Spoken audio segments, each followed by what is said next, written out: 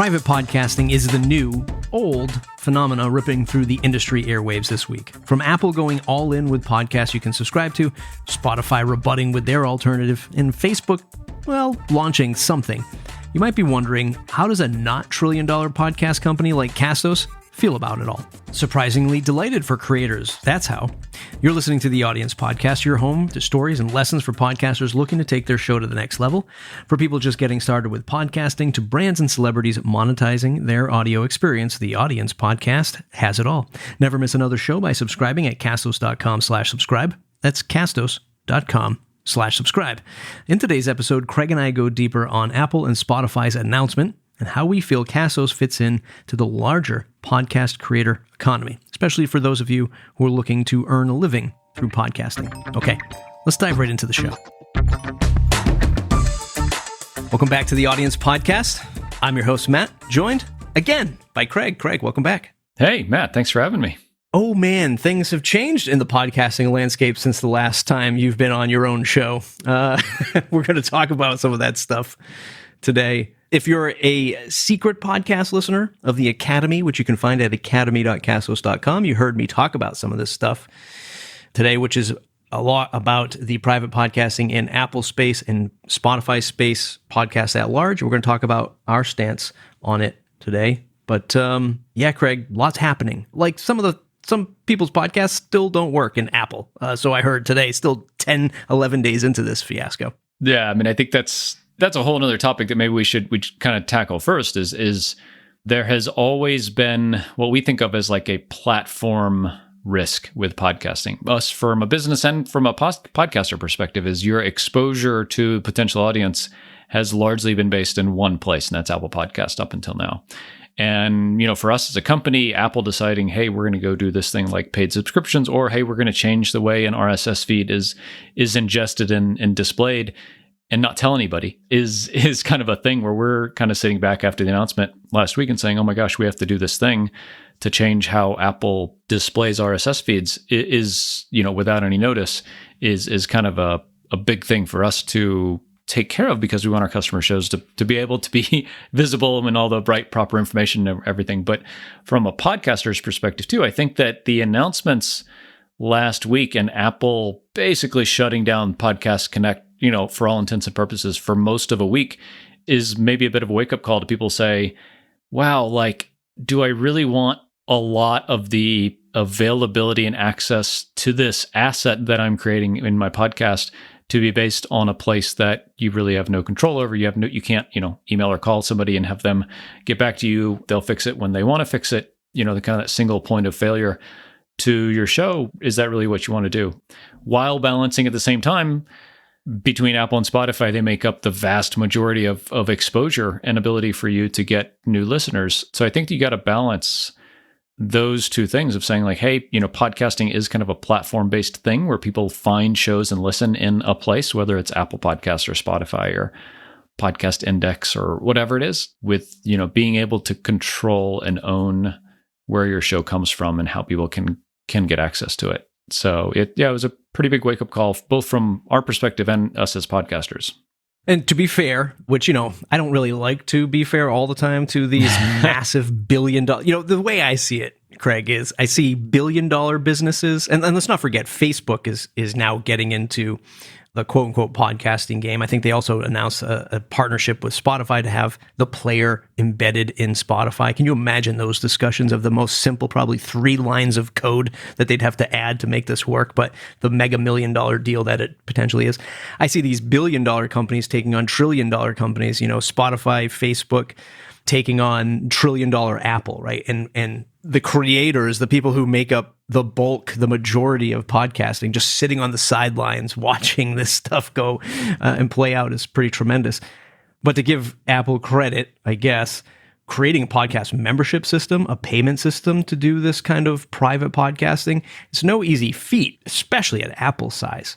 We know because we've been building it now for the last couple of years, right? In our own ecosystem. And there's a lot of things to consider for folks like us. And I can only imagine what it's like to roll this stuff out for Apple. And I guess we'll start with what Apple's doing and kind of defining, at the end of the day, like we're kind of okay with the announcement, right? Like we're not running, we're not scared.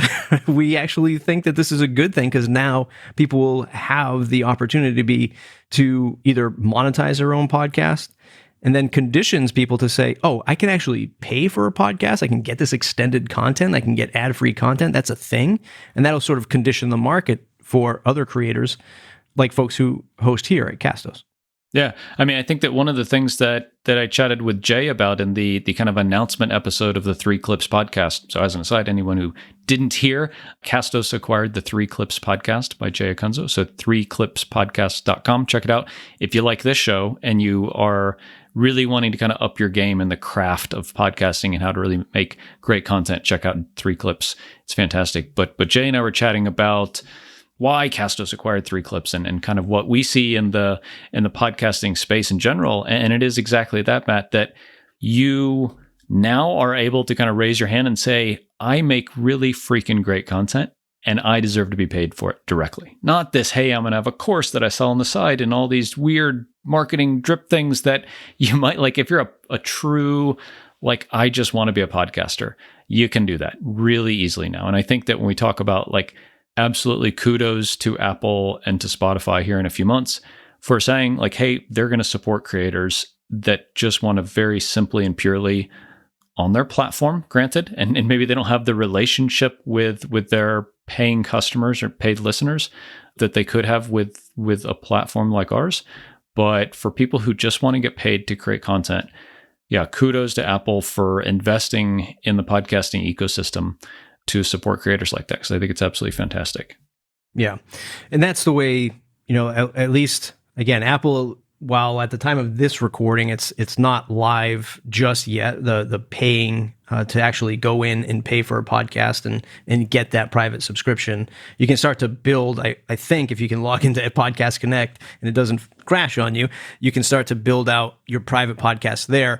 However, it's not going to be done through your existing RSS feed, right? That's the big caveat with Apple and Spotify too when they roll it out. But you're not gonna be able to just say, hey, here's my Castos private podcast feed or a private podcast feed from another vendor and load it into Apple. Because it's only on their platform, you have to then upload and manage your private podcasts to Apple, which, yeah, I mean, it sounds okay from the surface until you're starting to manage many, many different places to manage your podcast. And then one would say, well, I'll just do it on Apple. Well, yes, you could, but then you're just stuck on distributing to Apple, which goes back to that whole rented land thing that we talk about all the time. Is these are the concessions that you make. You either choose an open RSS powered podcast host like Castos to do your private podcast and your public podcast, and then just send them over to Apple and Spotify, or you decide, you know what, I don't want to do that. I just want to take the easier route and go to Apple and just do it there.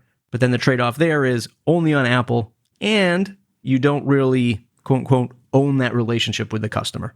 Now, I've heard some people say that that's okay, ? I don't really like it as a creator. I want to be portable, right? I don't want to be beholden to what Apple does. I mean, look what they've done with Podcast Connect. I don't want to be beholden to what Spotify just does because I don't know. Spotify, again, billion-dollar companies, platform plays, not really my thing. I like to own that land as much as possible. And it's not even really just like that, the desire to say I own it, but from a business perspective, it's just like I can move things. It's easier to adjust than picking out one of these other platforms that you're really locked into. And then there's no flexibility, which we can talk about what we do at Castos, but there's no flexibility in that ownership either. For instance, like if you wanted to connect your MailChimp list to your private podcast on Apple, good luck, it's not going to happen. But you can do it with us, which is a great thing. Not to turn this into a sales pitch, but it's just like the flexibility, the infrastructure that we could provide, or another podcast host, I guess. That flexibility is very important to me from all senses of the business: marketing, sales, recurring revenue, et cetera. Yeah, I mean, I think our goal with this conversation is to talk about our feelings about this, because I think that hopefully to some degree we're kind of representative of, or we're considering all the various kind of angles and interests that our audience and our customer base has. And I think that with that, there definitely is a group that, again, just, in air quotes, wants to sell access to their content. And there's nothing small about that. That is to some degrees kind of the purest form of this art. I think there is another really big group out there that is this kind of maker crowd that we talk about a lot, Matt. It's, hey, I have a membership site. Hey, I have an online course. Hey, I have an exclusive part of my audience that receives special content already. And then people are increasingly coming to Castos and saying, hey, I know you have this integration with MemberSpace. Hey, I know you have a Zapier integration. Can I connect my Entreport account to Castos Private Podcasting to where when I apply a tag in Entreport, it fires a Zap and Zapier, and then that person gets added to a private podcast. And we say, yep, it's like this and this and this, and it takes about 3 minutes. I think increasingly that group of podcasters will be bigger and bigger.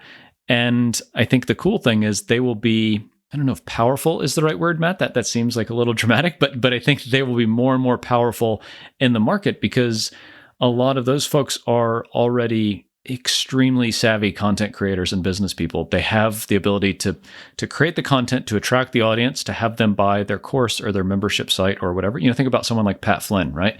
Pat has made a bunch of his money selling digital products. And a lot of that is creating content that people like, and for people to trust him enough to either take his recommendation and make an affiliate purchase or to buy one of his digital products. And I think that more and more, here in 2021, that kind of demographic of the maker crowd is going to be more and more kind of the power players of this space, I think. And for them to have the ability to, we say, bolt on private podcasting to other things they're already doing is just a great way to extend how they can reach their customers. I'm actually really excited about it. And then Apple saying, hey, if you, quote, just want to have someone pay you for access to this, for me, really validates this concept that you and I have been talking about for years now. Like, not live on this show, but you and I have been talking, one-on-one about this concept of restricted access to podcast content, whether it's as a standalone thing or part of your membership site or community or whatever, for a long time. And I think that the biggest player in the space coming in doing this is a great sign for this as, quote, a thing. On the Three Clips podcast hosted by Jay, at least the episode that went out today was with Joe Pulizzi, and he runs Content Inc. And he coined the term, I think he coined the term content marketing some years ago, but now he's sort of pushing to coin the term content entrepreneur, right? Somebody who's making money through content creation. Fascinating episode. We'll link it up in the show notes. You should definitely listen to it. You should be a podcaster listening to this episode. So if you are a podcaster listening to this episode, you definitely don't want to miss it.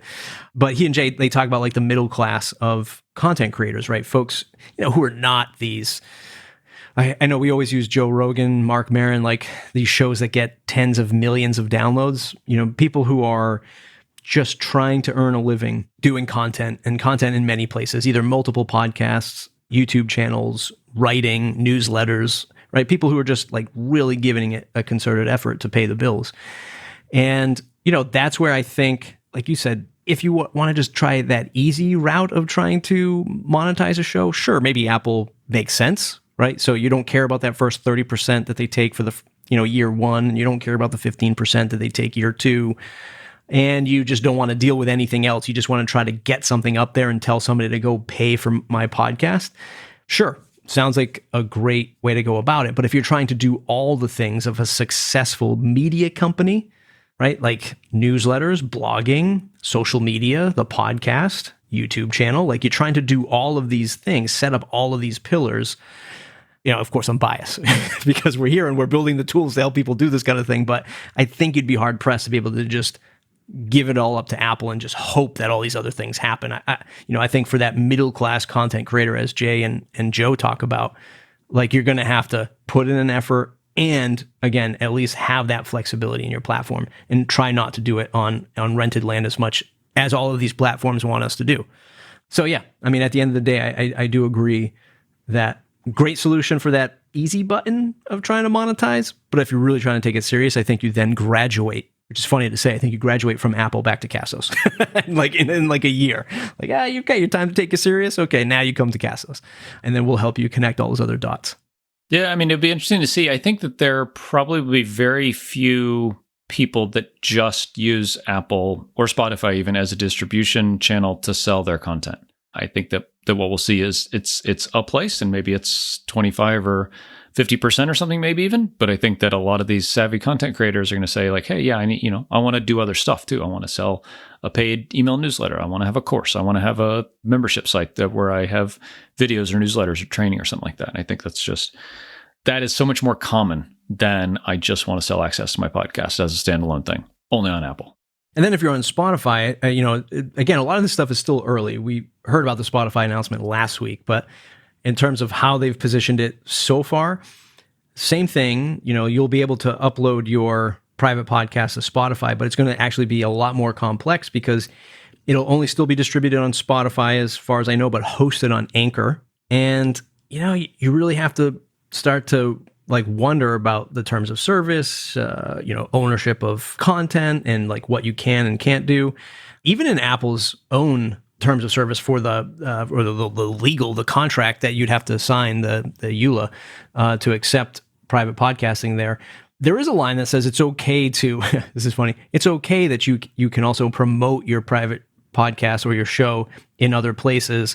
They ask that the price is the same.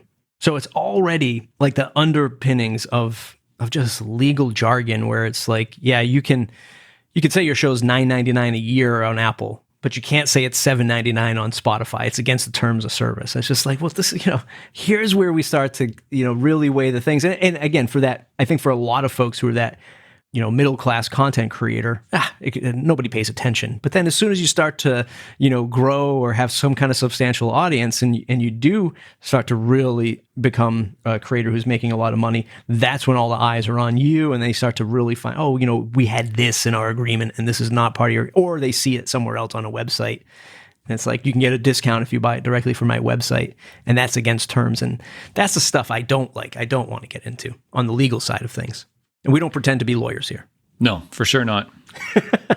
I think it might be interesting to kind of chat through how we would approach if you're already a kind of conventional podcaster. You have a show like this that's public for everyone to kind of find out about, and you're saying, okay, some kind of private podcasting, whether it's going to be through Apple's, paid subscriptions, or you want to build your own thing and use an existing platform like MemberSpace or any kind of email tool to connect through Zapier or something like that. How you might think about from a content perspective. Okay, I have this podcast here. How can I kind of parse off part of this or create an extra thing that's really valuable for people to be able to pay me money for? So Matt, maybe we can use this show as an example and kind of brainstorm live on the air. We didn't talk about any of this ahead of time, so I'm putting you on the spot here. I have some ideas, but if we were going to make an audience premium podcast, how would you approach it? So for the audience premium, I kind of feel like I already have it going with the Academy. So academy.castos.com. You can get connected up to the private podcast that way. And for me, it's having those insights, almost I don't want to say breaking news because I don't do it nearly as often on that private podcast. But when Apple and Spotify announced that stuff, I jumped on there pretty early to share our thoughts and get people primed to thinking about where the industry is going. And it's just, I literally hit record and I record it and I upload it. There's no, sometimes I thought, well, maybe I should have edited that one segment or that one section. But it's largely just really raw, crude kind of thing where it's not overly produced. It doesn't go to Castos Productions, our productions team. There's no show notes or anything like that. It's just, and it's quick. It's, 5 to 8 minutes of audio. And it's almost a quote unquote direct message, right? I'm just sending this message out to this particular set of people who want that real inside baseball of what we have, brewing here.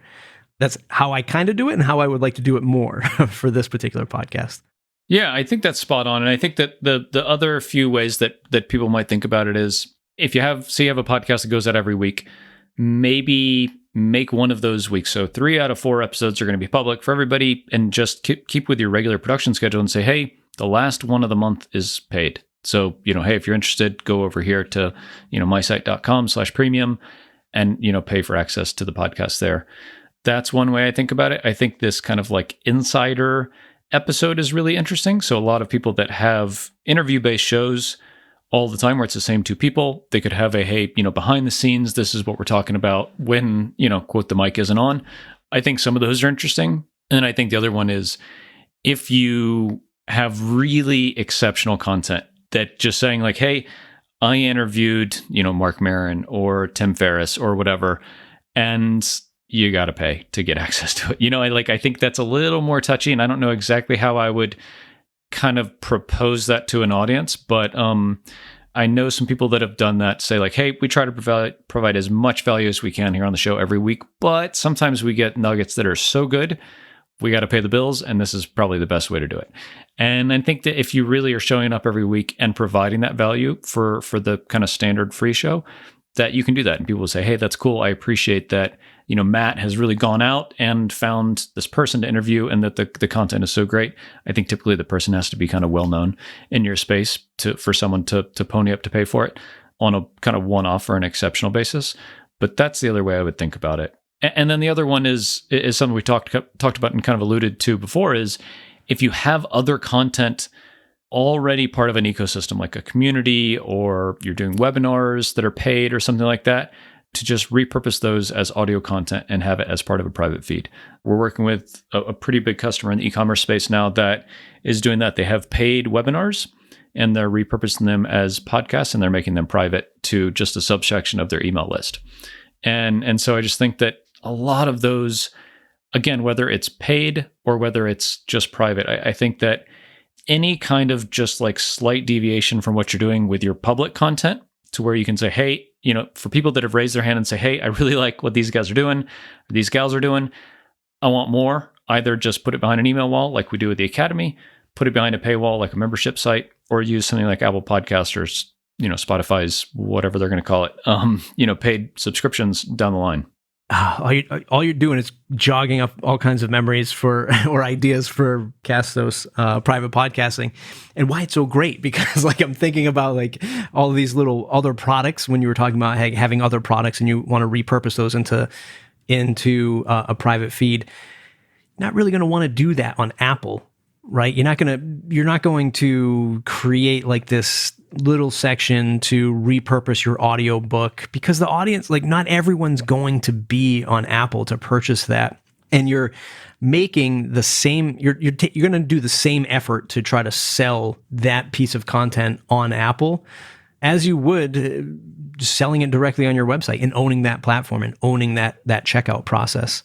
You got to sell a lot of audio on Apple to make money, especially since they're taking 30% that first year and then 15% the next year. Now, granted, the payment button is right there. That's like their huge case to all of this stuff is you pay in the iOS app, in the podcast app. So that's a win for ease of use for the end user. But still, you have to sell. I mean, again, they're taking that 30% and you're still doing the same effort to promote it, to market it, and to support it over time. So I would still rather just do it on my own. I would still rather do it right here. Ad-free is another thing. We have a customer, Joe Casabona, friend of the show, and he'll actually have a course inside the Academy fairly soon. He has a private podcast, which is just ad-free. And you just go to his website and you pay a small amount of money and you get it ad-free. And that's the thing with like, at least when you're doing it here on Castos, is it's all of these things. If you're this content entrepreneur that, again, they were talking about on the 3 Clips podcast, okay, you might not get rich from that private podcast, but it's that private podcast plus your newsletter and plus your membership and plus your YouTube channel. And then you start to collect the sum of that effort. And that's where things really, start to add up, no pun intended, to a real revenue stream, for you as a content creator or just as a media business. And you're sharing less dollars with the big platforms when you're doing it here and you own that private feed. I think something else to really consider, and I think this is a little individual based on kind of where you're located, where your audience is located, and kind of some of the demographics of your audience. But I think it's worth talking about, and we'll link up to some data from James Cridland and Podnews about the kind of market share percentage of Apple Podcasts these days. I've been podcasting for almost 7 years, gosh, and it was 99% or 90% when I started. Now it's like 50%, depending on kind of where you are.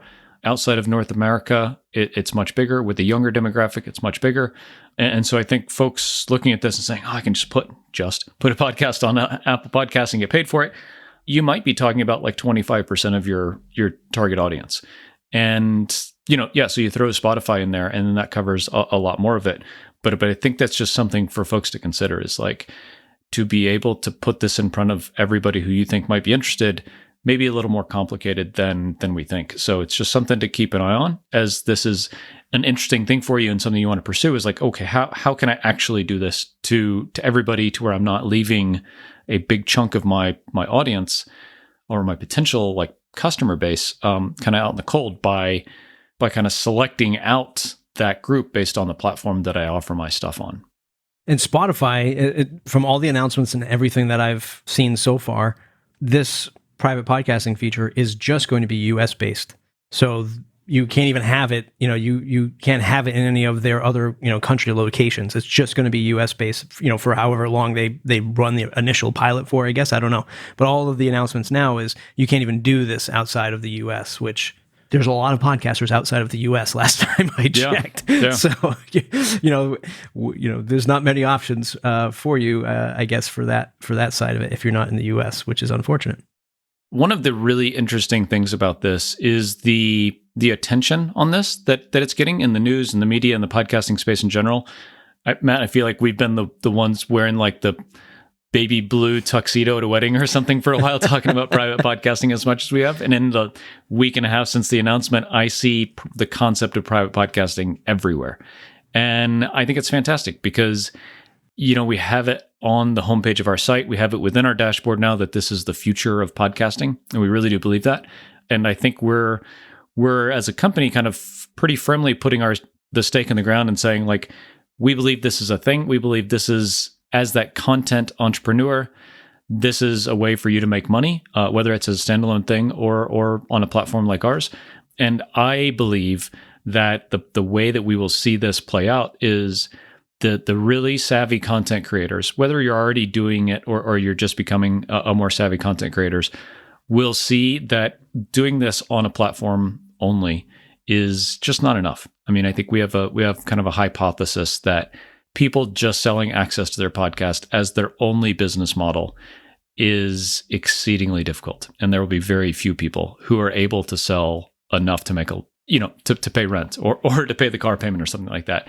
Because you think about, if you're going to charge $9 a year, and you're giving 30% of that away, you're going to pay $6. You're going to get $6 at the end of the day, maybe $7. You need a lot of those to make a dent. The math is too hard to do that right now on the fly.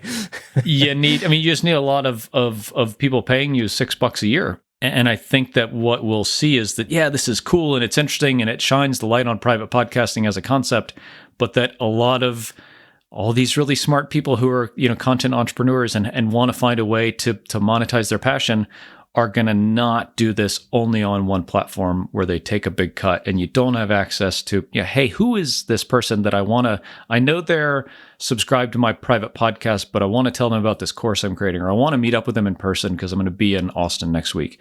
Like, you can't do any of that stuff. And I think that you're right, Matt. Maybe it is that people are going to get started with this and then they're going to say in an episode, hey, we're graduating from Apple Podcasts. We're going to Castos because they integrate with this other thing where I'm building this course, or I have my membership site, or I manage my email list through Drip, and they integrate directly with those guys. And so I'm able to offer a lot more value to you as a community member of my podcast. We're moving our private podcast over there. Check them out. So I do think that's where this will go, because I hate to say it, but I think that just getting paid to podcast is a lot harder than a lot of people think. With the economics of Apple taking a big cut and not being able to distribute it to everybody that you want to. Here's a pro tip. If you are somebody who's going to go to Apple and start your private podcast there, and you do have the ambition and the vision to really grow your media company, save backups of your episode, because God only knows if you can actually pull down those private podcasts from Apple once you're ready to, create another private podcast here at Castos or something like that. Because again, you're uploading directly to Apple. Same thing with Spotify. You're going to Anchor. Who knows if there's an easy export process, right, later on down the road? Because remember, these are not RSS driven private podcasts. You're only listening to them on Apple's player or Spotify's player. So there's no need to subscribe to an RSS feed. That's what keeps it closed into their ecosystem. So backups of your hard-earned content. Craig, I know I'm excited to where we're going with private podcasting over the next couple months, over the next year. So it's great to, it's a great feeling to have been ahead of the curve, to have it validated by these trillion and billion dollar companies, and really excited to where we're going with it. So appreciate all of the efforts you've put into the company and all the thought leadership on that product. I think we're good. Anything else you want the listeners to know today? No, it's really great to chat through this. Again, I think that, there definitely is a great use case for this for folks out there that just want to make money from their content. I think what Apple and Spotify are doing is great for the ecosystem to kind of shine a light on this concept of private podcasting. And I'm just really excited to see what the creators do with this opportunity now. Like what do people come up with? How do they position this with their other content, and all the things that we will see evolve from this opening up is going to be really interesting just in the space in general. So I think for folks out there listening, if you're starting a private podcast or thinking about a private podcast, whether you're going to use Apple subscriptions or something else, we'd love to hear how you're thinking about it. I think that kind of ideation process that Matt and I went through, we'd love to hear from some of you. Shoot us a message, hello@castos.com, or just Matt directly, matt@castos.com, and just tell us about it. We'd love to be able to share some of that on an upcoming episode, because I think that sharing this kind of community knowledge is a great way to kind of enable other creators to be successful. So share what you're doing. We'd love to hear from you and give you a shout out on an upcoming episode. Yeah, I know one thing you won't be able to do on Apple and Spotify is connect up like a Shopify store and a WooCommerce store. We have customers already doing that, right? You sell a product and you get a private podcast along with it. I mean, I've seen furniture companies sell a piece of like high-end furniture that has like a backstory behind it, a caring process, right? Like you care for this piece of furniture, and then like how to put it together. You could deliver that if you were selling that on Shopify. If you were selling something like that, a product, you connect up to Castos with a private podcast and send that as a nice little add-on to your customer. You're not going to do that on Apple and Spotify. You're only going to do it here. Only going to do it here. Send me an email, matt@castos.com, if you want to talk about any of that stuff. All right, Craig. I'll see you in the next episode. Thanks, Matt.